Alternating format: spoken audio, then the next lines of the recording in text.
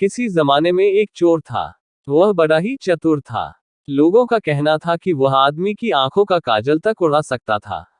एक दिन उस चोर ने सोचा कि जब तक वह राजधानी में नहीं जाएगा और अपना करतब नहीं दिखाएगा तब तक चोरों के बीच उसकी धाक नहीं जमेगी।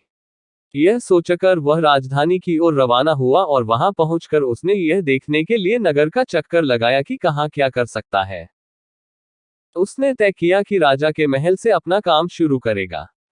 राजा ने रात दिन महल की रखवाली के लिए बहुत से सिपाही तैनात कर रखे थे। बिना पकड़े गए परिंदा भी महल में नहीं घुस सकता था। महल में एक बहुत बड़ी घड़ी लगी थी, जो दिन रात का समय बताने के लिए घंटे बजाती रहती थी। चोर ने लोहे की कुछ कीलें इकट्ठी की और जब रात को घड़ी ने 12 बजाए तो घंटे की हर आवाज के साथ वह महल की दीवार में एक एक कील ठोकता गया। इस तरह बिना शोर किए उसने दीवार में 12 कीलें लगा दी, फिर उन्हें पकड़ पकड़ कर वह ऊपर चढ़ गया और महल में दाखिल हो गया। इसके बाद वह खजाने में गया और वहां से बहुत से हीरे चुरा लाया। अगले दिन जब चोरी का पता लगा तो मंत्रियों ने राजा को इसकी खबर दी। राजा बड़ा हैरान और नाराज हुआ।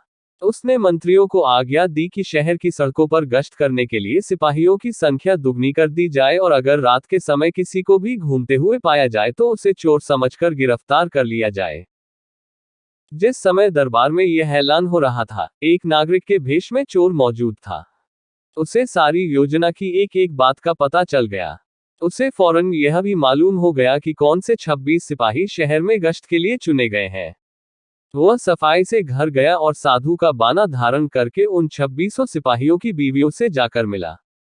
उनमें से हर एक इस बात के लिए उत्सुक थी कि उसकी पति ही चोर को पकड़े और राजा से इनाम ले। एक एक करके चोर उन सब के पास गया और उनके हाथ देख देख कर बताया कि वह रात उसके लिए बड़ी शुभ है। उसके पति की पोशाक में चोर उसके घर आएगा। लेकिन देखो, चोर को अपने घर के अंदर मत आने देना, नहीं तो वह तुम्हें दबा लेगा। घर के सारे दरवाजे बंद कर लेना और भले ही वह पति की आवाज में बोलता सुनाई दे, उसके ऊपर जलता कोयला फेंकना।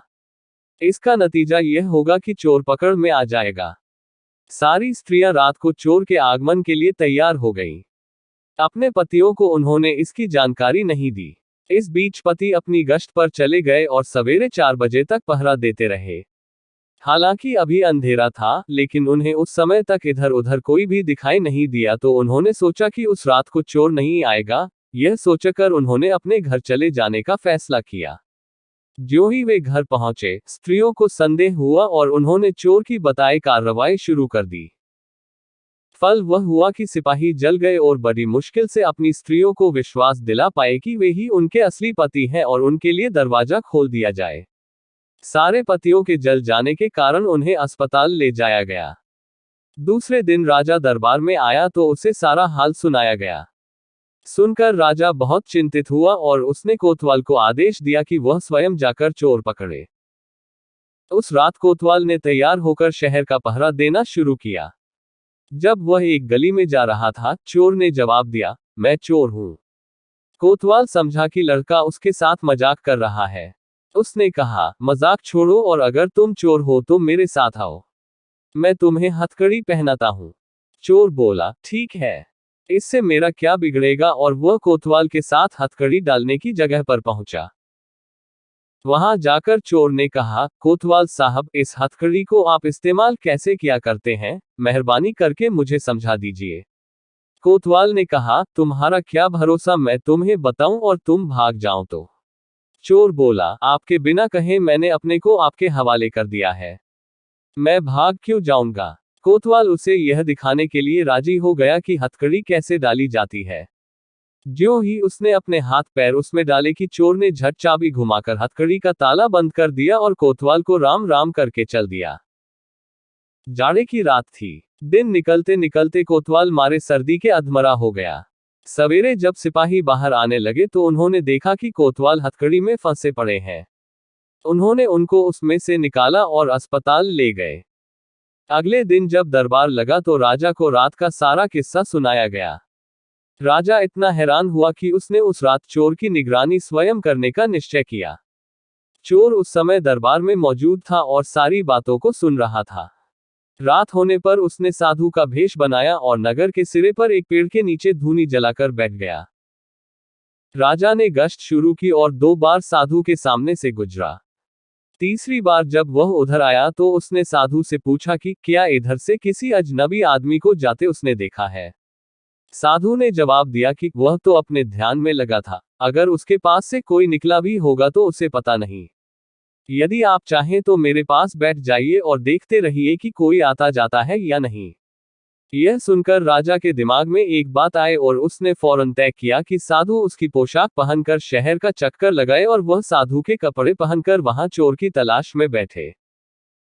आपस में काफी बहस मुबाहिसे और 2-3 बार इनकार करने के बाद आखिर चोर राजा की बात मानने को राजी हो गया और उन्होंने आपस में कपड़े बदल लिए।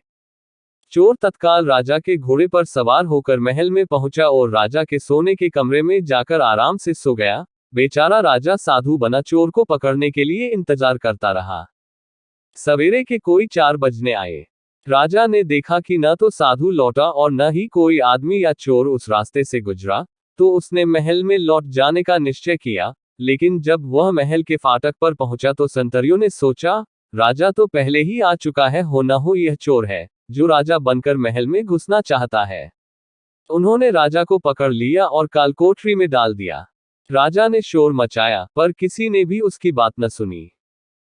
दिन का उजाला होने पर कालकोठरी का पहरा देने वाले संतरी ने राजा का चेहरा पहचान लिया और मारे डर के थर-थर कांपने लगा। वह राजा के पैरों पर गिर पड़ा। राजा ने सारे सिपाहियों को बुलाया और महल में गया। उधर चोर, जो रात भर राजा के रूप में महल में सोया था, सूरज की पहली किरण फूटते ही राजा की पोशाक में और उसी के घोड़े पर रफू चक्कर हो गया।